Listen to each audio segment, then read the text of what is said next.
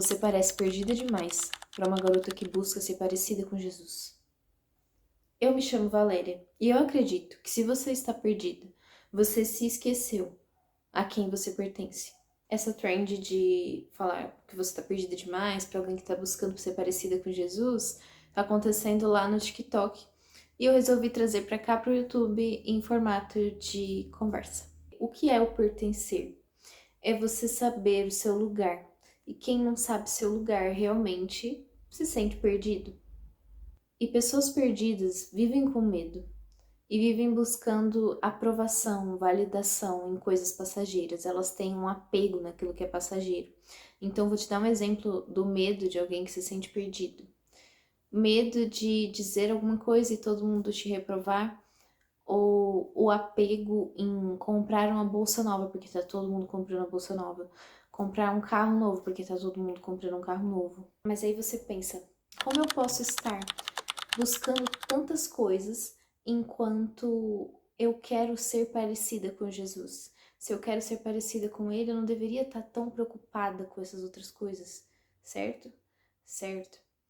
Mas você ainda se lembra de que você já quis ser parecida com ele. Como se lembrar e voltar para o começo e voltar a se dedicar para ser parecida com ele? Para você fazer isso, você precisa se lembrar o lugar a que você pertence e fazer isso é voltar a ler a sua Bíblia. Mas ler com aquele propósito. E se você entender isso aqui, você não vai mais se sentir perdida. Então, por favor, preste bastante atenção. Se você pegar a sua Bíblia e ler que o Senhor disse que te ama e que você é dele e que ele te chama de amiga, então você vai passar a falar isso para si mesmo. Você vai ler e vai dizer, realmente, ele disse que eu sou amiga, então eu sou. Ele disse que eu tenho um lugar nas regiões celestiais com Cristo, então eu tenho. Ah, mas eu já sei esses versículos, eu me lembro dessas verdades, só que eu já não me sinto mais encontrada, já não estou mais buscando o Senhor. E aí vem o segundo passo. O primeiro passo é você se lembrar das verdades de Deus sobre a sua vida, e o segundo é você tirar os ruídos completamente. E o que eu quero dizer com ruídos? Eu quero dizer que se tem uma roda que vive dizendo para você que você não é aquilo que o Senhor disse que você é, você precisa sair dessa roda. E se as suas redes sociais forem essa roda, então saia das suas redes sociais. Mesmo que por um pouquinho de tempo. Gente, eu tô falando assim, mas é claro que essas coisas que eu tô falando pra vocês servem muito bem pra mim. Não adianta nada você ler a Bíblia e ver de um lado Jesus dizendo: você é minha, eu te escolhi, você tem um destino. E do outro lado, você ouvir as pessoas dizendo assim: nossa, esse trabalho é horrível. Esse professor é horrível. Esse lugar é horrível. E reclamando, e dizendo, esse final de semana eu aprontei, eu fiz isso, eu fiz aquilo, e não sei o quê. E esse monte de informações que vão jogando na sua mente, fulano comprou isso, comprou aquilo, vai jogando aqui e vai tampando aquele amor que o Senhor depositou em você. E é por isso que você se sente perdida.